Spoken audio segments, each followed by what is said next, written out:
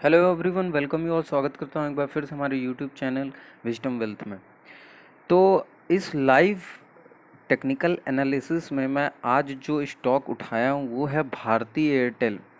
मैं ये वीडियो जो है आफ्टर मार्केट आवर बनाने वाला था, लेकिन मुझसे रहा नहीं गया, क्योंकि आज जो भारती एयरटेल में हुआ है वो काफ़ी ही अलग है, मार्केट के विपरीत। क्योंकि अभी मैं आपको दिखाना चाहता हूँ कुछ 2018 के आसपास इसने 550 का एक हाई बनाया था, 550 और 560 के अप्रॉक्स। उसके बाद से कॉन्स्टेंटली डाउन साइड था, बट हालांकि कुछ टेक्निकल एनालिस्ट जो थे वो इस पे शुरुआत से बुलिश थे, जिसमें से एक मैं भी था। भारती एयरटेल में शुरुआत से ही मैं बुलिश था, क्योंकि इसके फंडामेंटल्स में मुझे कुछ स्ट्रॉन्ग पॉइंट्स दिखे, टेक्निकल एनालिसिस भी स्ट्रॉन्ग है। और बनाने का वीडियो केवल एक ही रीज़न था, वो ये कि आप देख सकते हैं आज इसने किस तरीके से, कितना ब्यूटीफुली इसने इस रेजिस्टेंस को ब्रेक कर दिया। मैं आपको दिखाना चाहता हूँ यूँ थोड़ा मिनिमाइज करके। ये देखिए, इस लेवल को इसने आज कंप्लीटली ब्रेक कर दिया और एक नए हाई को इसने टच किया है। तो इस भारती एयरटेल में सबसे पहले मैं बताना चाहूँगा कि इन्वेस्टिंग के पर्पस से ऑन एवरी डिप आप एक बाय क्वांटिटी उठा सकते हैं लॉन्ग टर्म पर्सपेक्टिव के। लॉन्ग टर्म अभी जिस हिसाब से इसने आज मूव दिया है 60-70 पॉइंट्स का, और ब्रेक करके इसने नया जो रिकॉर्ड बनाया है, उस बेसिस पे, उस पर्सपेक्टिव पे मैं ये बोलूँगा कि हर डिप पे इसमें एक अच्छी बाइंग अपॉर्चुनिटी हो सकती है। जैसा कि आप देख सकते हैं कि अभी वॉल्यूम की मैं बात करूं, जिस वॉल्यूम से इसने रेजिस्टेंस को ब्रेक किया और एक नए हाई को बनाया, वो वॉल्यूम भी छोटा मोटा अमाउंट नहीं है, इट्स अराउंड 50 मिलियन। तो ये बहुत ही अच्छा एक व्यू है इस स्टॉक के लिए कि जिसने रेजिस्टेंस जो ब्रेक किया, प्रीवियस 1 ईयर का ये जो रेजिस्टेंस ब्रेक हुआ है काफ़ी स्ट्रॉन्ग रेजिस्टेंस था। आप देख सकते हैं कि उस रेजिस्टेंस पे आकर एक बार ऑलरेडी यहाँ पे रेजिस्टेंस फेस करने के बाद आप ये इस जगह रेजिस्टेंस इस चीज़ का फेस करने के बाद मार्केट ने यहाँ पे इनको सपोर्ट नहीं दिया और रेजिस्टेंस ब्रेक नहीं कर पाया, जिस वजह से यहाँ पे एक डाउनफॉल आया हुआ था।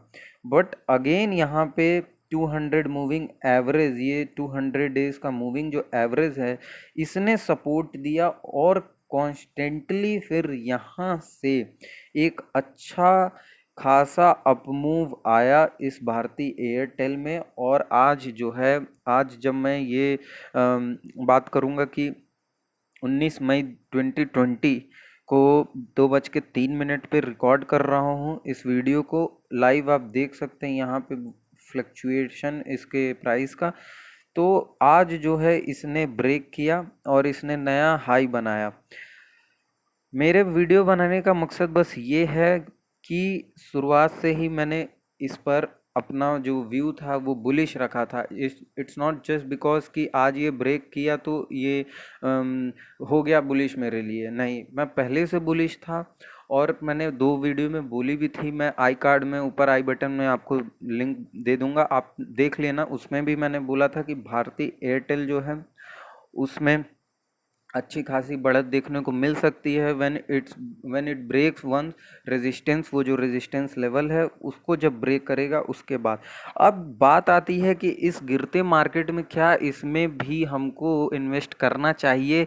अगर आप डर रहे हैं कि इन्वेस्ट करेंगे फिर इसमें डाउनफॉल आ गया 100 पॉइंट 20-80 पॉइंट्स का, तो देखिए होता क्या है कि जब भी कोई फ्रेश अपमूव आता है और रेजिस्टेंस ब्रेक करता है कोई भी स्टॉक या कोई भी स्टॉक, तो उसमें क्या होता है कि हमको थोड़ा वेट करना पड़ता है एक अच्छा पुलबैक आने के लिए, क्योंकि अगर आप इस लेवल पे कहीं बाय कर लेंगे तो जाहिर सी बात है ये आपका भूल रहेगा कि नहीं भाग रहा है तो कल, आज भागा कल भी भाग जाएगा 20 पॉइंट 100 पॉइंट और आपको लाखों करोड़ों का प्रॉफिट हो जाएगा। इट्स नो, ये पूरी तरीके से निरर्थक है और इसमें कोई भी तरीके का सच्चाई नहीं है। अगर आप ऐसा करते हो तो जाहिर सी बात है आपको लॉस होना है। देखिए सही इन्वेस्टर मेरे मायने में वही है कि जो मार्केट को टाइम दे, मार्केट को टाइम देने के साथ साथ स्टॉक्स के बिहेवियर को समझे और उसके साथ अपने भी साइकोलॉजी को टाइम टू टाइम चेंज करें।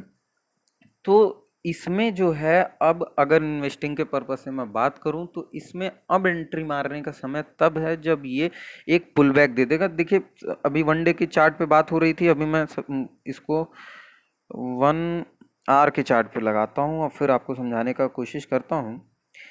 देखिए ये जो है आज का वॉल्यूम आप देख सकते हैं, एक ही कैंडल 1 आवर की अगर मैं बात करूं तो ह्यूज वॉल्यूम के साथ इसने क्रिएट किया, जिसमें भारी मतलब बाइंग बोल सकते हैं आप, एक तरीके से एकदम बाइंग, कोई भी सेलिंग प्रेशर जो भी था उसने एब्जॉर्व कर लिया और काफी अच्छे अमाउंट के साथ ये ऊपर निकला।